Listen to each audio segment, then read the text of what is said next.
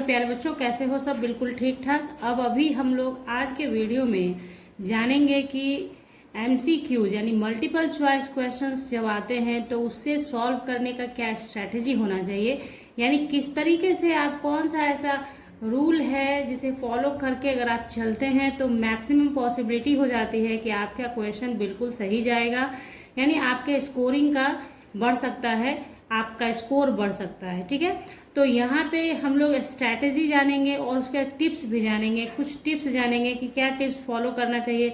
कभी कभी ऐसा होता है कि क्वेश्चंस आते हैं आपके सामने और आपको उस टाइम ऐसा लगता है कि ऑप्शन समझ में नहीं आ रहा है, या फिर ये लगता है कि ये 3 में से 2 एकदम से लग रहा है कि एकदम सही सही जा रहा है। तो उस समय आप किस टिप्स को फॉलो करेंगे और उससे आप फॉलो करके सही और सटीक आंसर के करीब करीब पहुंच जाएंगे।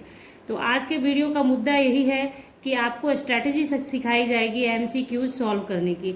एज यू नो, अभी मैक्सिमम एग्जाम, जो भी एग्जाम होते हैं, ज़्यादातर जो भी एंट्रेंस एग्जाम है, कॉम्पिटेटिव एग्जाम है, यहाँ तक कि अब तो क्लास 12 के बारे में भी चर्चा हो रही है कि ऑब्जेक्टिव बेस्ड एग्जाम लिया जा सकता है। ठीक है, ये हो रही है ना बात। तो कैसे एमसीक्यूज पर आप काम करते हैं, किस तरीके से पढ़ेंगे कि एमसीक्यूज आप सॉल्व कर सकते हैं, इसी पर हम लोग चर्चा करेंगे।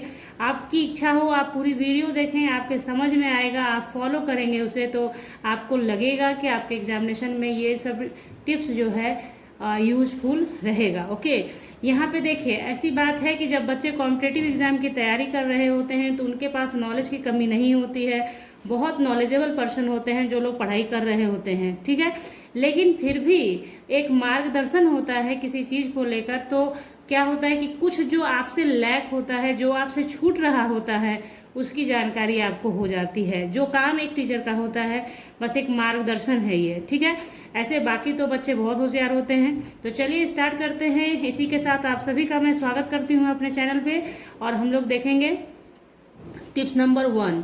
तो देखिए, सबसे पहली बात कि जब आप एमसीक्यूज क्वेश्चन के लिए तैयार होते हैं तो उस कंडीशन में क्या है कि आपका सब्जेक्ट पे पकड़ होना चाहिए। यानी कि मसलन अगर आप कॉम्पिटेटिव एग्जाम की तैयारी करते हैं तो जीके जीएस जो है आपका सब्जेक्ट से, उस पर आपकी पकड़, आपका जो उसका पकड़ होना चाहिए, ऐसा होना चाहिए कि आप ऑप्शन को समझ सकें और क्वेश्चन समझ सकें आप कि इसका क्या आंसर होगा। पहली बात। दूसरी बात, क्लास 12 के लिए अगर बात की जाए कि क्लास 12 स्टूडेंट का एमसीक्यूज होगा तो उनके लिए भी क्या है कि आपको पूरे इंटायर चैप्टर को, जो चैप्टर्स आपके सिलेबस में आता है, उस सिलेबस को पूरी तरह से पढ़ना होगा। नॉट ओनली इन ब्रीफ, आपको पूरी तरह से पढ़ना होगा अच्छे से। एमसीक्यूज का यही होता है कि स्टडी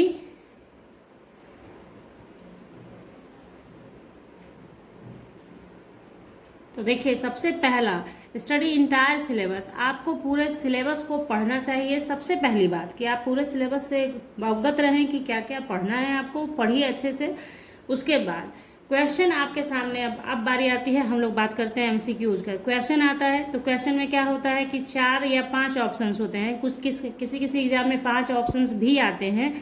तो लेकिन मसलन ज़्यादातर क्या होता है, ज़्यादातर 4 ऑप्शन वाले होते हैं, ABCD। ठीक है, तो ABCD करके ऑप्शन रहता है। तो आपको क्या करना है कि क्वेश्चन पेपर आपको मिला, जैसे ही आप क्वेश्चन पेपर ओपन करेंगे तो आपको क्या करना चाहिए, सबसे पहले कि रीड इंटायर क्वेश्चन प्रॉपरली। आपको पूरे क्वेश्चन को पढ़ना चाहिए। ऐसा नहीं कि कुछ बच्चे क्या करते, जैसे ही क्वेश्चन पेपर मिला बस 1 से स्टार्ट किया और पढ़ना चालू कर, मतलब बनाना स्टार्ट कर देते हैं। नहीं, एक बारी क्या कीजिए कि पूरे क्वेश्चन को पढ़ जाइए। पूरे क्वेश्चन को सरसरी निगाह से देखते हुए, समझते हुए, मतलब बहुत टाइम नहीं देना। 15 मिनट्स के अंदर आपको पढ़ लेना। डिपेंड करता है कि आपका एग्जामिनेशन कितने मिनट का है। जैसे 3 आवर्स का है तो उसके अकॉर्डिंग करेंगे। अगर अभी क्या है, क्लास 12 के लिए 50 मार्क्स का आता है तो 50 मार्क्स के लिए 50 मार्क्स की तरह आपको काम करना है। लेकिन पहला रूल क्या है कि रीड द इंटायर क्वेश्चन।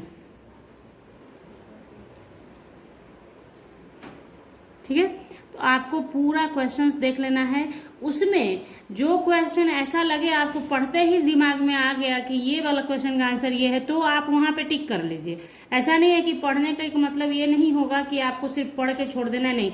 अगर पढ़ते वक्त आपको लग गया कि ये क्वेश्चन, अब जैसे मान लीजिए एक क्वेश्चन आता है, मान लिया कि कहा गया कि महात्मा गांधी का जन्म हुआ था, तो उसमें हम लोग सभी जानते हैं कि 2 अक्टूबर को उनका जन्म है, तो उसमें कोई चेंजिंग नहीं आएगा। अगर आपको वैसा क्वेश्चन दिख रहा है कि डायरेक्ट आंसर मिल रहा है आपको, तो आपको उसी वक्त अपने क्वेश्चन पेपर पे टिक लगा लेना है कि इसका आंसर ये है, क्योंकि आपको रंगना तो होगा OMR सीट, क्योंकि OMR सीट पर ही एग्जाम होता है। तो कहने का पूरा पूरा मतलब क्या है कि इन क्वेश्चन को पढ़ते समय इजी क्वेश्चन जो हो जिसका डायरेक्ट आंसर है, तो उसको आप करते भी चले जाएं। आपके पढ़ते ही समय आपको लग जाएगा कि कौन सा क्वेश्चन आपके लिए इजी गोइंग होगा बनाना। तो सबसे पहले जो इजी गोइंग होगा आप उसको पकड़िए, क्योंकि टाइम आपका सेव रहेगा कुछ। उसके बाद अगर कुछ ज़्यादा डिफिकल्टी वाले क्वेश्चंस हैं तो उसको नहीं भी करेंगे, आप उसको स्किप करके आगे बढ़ेंगे, क्योंकि टाइम मैनेजमेंट भी करना होता है। आपको टाइम मैनेजमेंट के लिए ही आपको क्या करना है, आपको स्ट्रैटेजी करनी होती है कि आप पहले से ही घर पे ही प्रैक्टिस करें, MCQs का एक लिमिटेड टाइम पीरियड में बनाएं, चेक करें कि आपका कितना सही जा रहा है, क्या हो रहा है। ठीक है, खैर यहाँ पे हम लोग टिप्स फॉलो करना है हम लोगों को कि किस तरीके से हम लोग MCQs बनाएंगे। टिप्स नंबर 2 हो गया हमारा कि पूरे क्वेश्चन को आपने पढ़ लिया। उसके बाद हर एक आंसर के ऑप्शन को जरूर पढ़ना है आपको। हर एक आंसर के ऑप्शंस को जरूर रीड करना है। ठीक है, कहने का मतलब क्या हुआ कि क्वेश्चन दिया है आपके पास, उसका ऑप्शन है, तो आंसर के साथ साथ क्वेश्चन के साथ साथ आपको क्या करना है, उसके ऑप्शंस को भी पढ़िए। ठीक है, हर एक का ऑप्शंस को भी देखिए ध्यान से। कभी कभी क्या होता है, मिस्टेक हो जाता है हम लोगों से कि क्वेश्चन आपने पढ़ा, उसमें लिखा है नहीं और आंसर आपने हाँ वाला दे दिया। तो इसलिए प्रॉपरली रीड कीजिएगा तरीके से, तो टाइम सेव होता है। अगर आप कॉन्सेंट्रेट होकर थोड़ा काम कर लेते हैं तो टाइम आपका सेव हो जाता है। तीसरे नंबर पे आप क्या कर सकते, नेक्स्ट नंबर पे आप क्या कर सकते हो, सोच समझकर आंसर का अनुमान लगाना चाहिए। जैसे सोच समझकर आंसर का अनुमान क्या है, जैसे मान लिया कि जिसका आपको पूरी तरह से याद है उसका तो कोई बात नहीं, फटाक से लगा लेंगे। लेकिन अगर ऐसा कोई क्वेश्चन है जिसमें आपको क्या होता है कि लगता है कि अब इसमें थोड़ा सा टाइम देना होगा, थोड़ा सा याद करना होगा, तो वैसे केस में आपको थोड़ा सा टाइम लेकर समझना होगा। लेकिन उस क्वेश्चन को बाद में बनाइएगा जिसमें ज़्यादा दिमाग लगाना पड़ेगा। कुछ बच्चे क्या करते हैं कि जैसे जो सोचने वाला क्वेश्चन है वो पहले करेंगे, क्यों, क्योंकि उसमें उनके पास टाइमिंग होता है। नहीं, यही गड़बड़ हो जाती है। आपने बहुत टाइम बर्बाद कर दिया सोचने में। अगर मान लीजिए इनकेस आपके समझ में नहीं आया तो वो क्वेश्चन भी नहीं बनेगा और टाइम भी आपका चला गया। इसलिए पहले जो आता है, जो इजी है, उसको सॉल्व कीजिए। उसके बाद जिसमें थोड़ा दिमाग खर्च करना पड़ेगा, जिसमें थोड़ा टाइम लगेगा, उसको बाद में कीजिए। ये मेरे हिसाब से जो मैं आपको बता रही हूँ। ठीक है, तो क्या है, सोच समझकर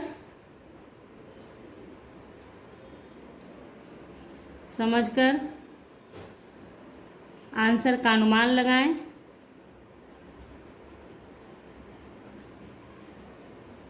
अनुमान लगाना है।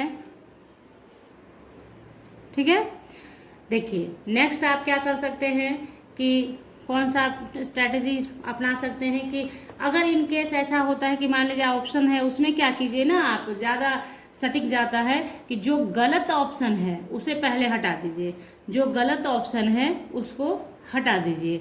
आपका क्या है, जैसे मान लीजिए जो कोई क्वेश्चन आता है उसमें से कोई एक ही ऑप्शन सही होता है, तो आपको दिखता है कि ये ऑप्शन, मान लीजिए 2 ऑप्शन अप्रॉक्सीमेटली मिलता हुआ है, बाकी तो आपका क्या है, गलत है, तो गलत को पहले हटा लीजिए। उसके बाद 2 जो बचेगा उसमें आपको दिमाग लगाना है कि मुझे कैसे इसे मतलब सोचना है कि इसका कौन सा सही होगा। तो आपको क्या करना है, गलत आंसर को, जो रॉन्ग आंसर है, गलत आंसर को यानी ऑप्शन कहिए, गलत ऑप्शन को डिलीट कर दें, डिलीट लिखें, या फिर ये कहिए आप डिलीट करें या आप कहें कि हटा दें, ठीक है ना। तो ये हो गया। नेक्स्ट आप खुद भी अब इतनी देर में समझ चुके होंगे कि किस तरीके से काम करना है। ये समझाने के लिए इतना वक्त लगता है, आप फटाक से इसको फॉलो करेंगे तो फट से कर सकते हैं इसे। आप नेक्स्ट देखिए। अब देखिए कभी कभी क्या होगा कि दो आंसर सही लगेगा आपको, तो वैसे केस में क्या किया जाता है, ज़्यादातर ये सब जैसे बीएड डीएलएड ये सब का एग्जाम होता है ना, उसमें ये बहुत काम आता है कि क्या है आपका कि अगर आपको लगे कि 2 ऑप्शंस करेक्ट लगे आपको, तो उस केस में क्या कीजिए, ज़्यादा इंफॉर्मेटिव जो हो, जिसमें ज़्यादा इंफॉर्मेशन दिया हो, वो आंसर आपका सही जाएगा।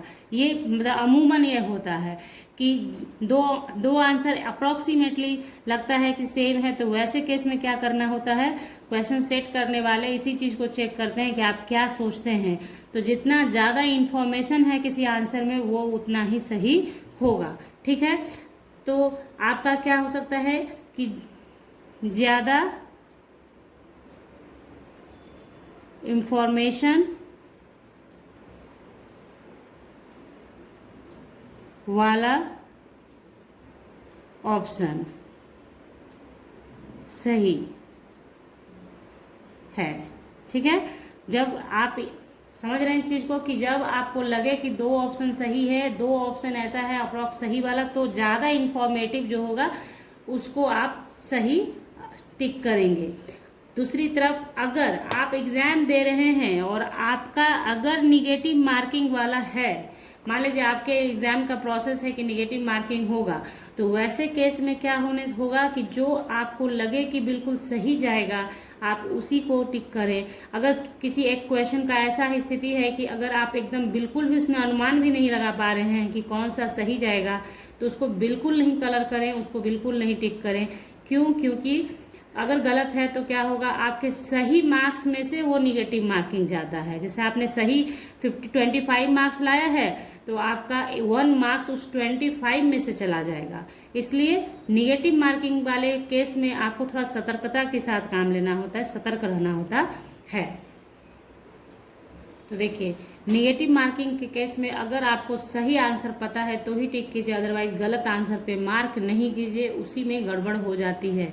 ज़्यादातर बच्चे जैसे अभी जेई के एग्ज़ाम में भी बच्चे करते हैं, निगेटिव मार्किंग है वहाँ, अगर आंसर सही पता है तो टिक कीजिए, अदरवाइज क्या होता है कि 1/3 है, मतलब 3 आपका क्या, एक गलत पे 1 मार्क्स चला जाएगा, लेकिन एक सही पे 3 मार्क्स आता है, तो उसका जो अलग चीज़ है, ठीक है।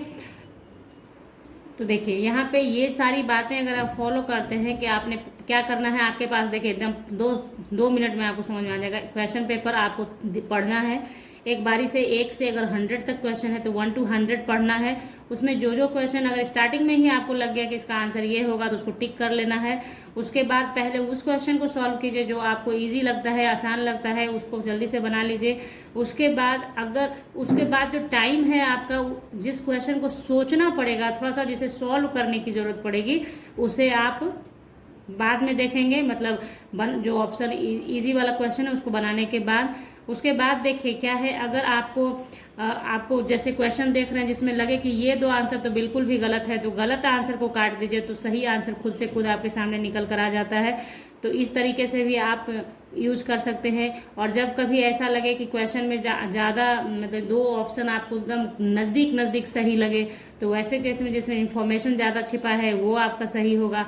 निगेटिव मार्किंग वाले थोड़े से सतर्क रहें। और एक चीज़ है, टिप्स यही है बच्चों कि जैसे आपके पास जब क्वेश्चन आता है तो आप किसी क्वेश्चन को पढ़ते हैं ना, तो आपको फर्स्ट टाइम में जो सही लग जाता है ऑप्शन, उसी पे आप क्लिक कर दीजिए, उसी पे आप टिक कर दीजिए। सब मतलब 90% केसेज में सही जाता है ये, ऐसा नहीं है कि ऑलवेज सही हो जाएगा, लेकिन होता ये है कि जब आपने पढ़ाई की होती है, अचानक से क्वेश्चन पढ़ा तो आपको लगता है कि यही ऑप्शन सही होगा, तो सोच विचार ज़्यादा नहीं करिए उस समय।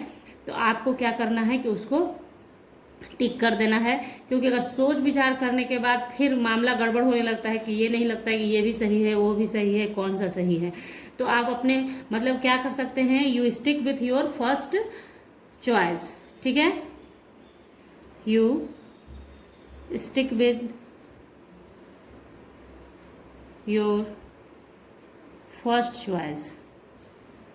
तो यहाँ पे ऐसा नहीं है कि मैं ये नहीं कह रही हूँ कि ऑलवेज राइट होगा, लेकिन ज़्यादातर सही ही होता है।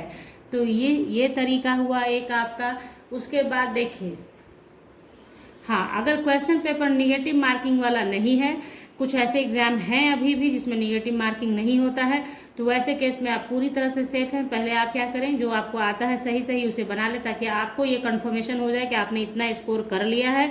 उसके बाद क्या है, आपको निगेटिव मार्किंग नहीं है तो आप सारे ऑप्शंस को कलर कर लें, मतलब सारे क्वेश्चन को बना लें। उसमें से जो सही जाएगा वो सही जाएगा, जो गलत होगा वो आपका निगेटिव भी नहीं करेगा। इसलिए जो निगेटिव मार्किंग वाले क्वेश्चन नहीं होते उसमें थोड़ा सा आसान हो जाता है।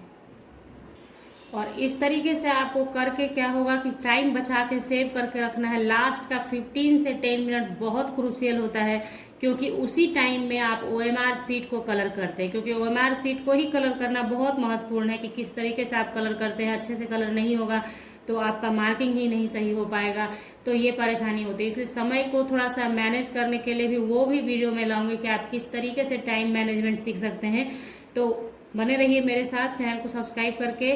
सारा जो अपनाया हुआ फंडा है, ये सब जो आप ट्रिक्स अपनाया हुआ है अपने लोगों का, उसी को यहाँ पे मैंने डिस्कस किया है आपके साथ। अगर अच्छा लगा होगा तो लाइक कर लीजिएगा वीडियो को, अपने दोस्तों को भी शेयर कर लीजिएगा। और इसके जस्ट बाद मैं आपको वीडियो दूंगी जिसमें मैं बताऊंगी कि आप OMR शीट कलर करने में कैसे अपने टाइम को सेव कर सकते हैं। 100% प्रूफ है, मतलब ये आपको पूरी तरह से आपको भी फील हो जाएगा वीडियो देखते ही वक्त कि हाँ, इसे फॉलो करने से आप जरूर 5 मिनट बचा सकते हैं।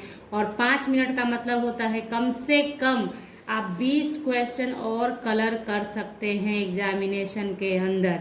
तो उस वीडियो के साथ मिलेंगे हम लोग नेक्स्ट वीडियो में। तब तक आप मेरे चैनल को सब्सक्राइब करें, स्वस्थ रहें, मस्त रहें। मिलते हैं नेक्स्ट वीडियो में, तब तक के लिए bye. Thank you, take care, have a nice day.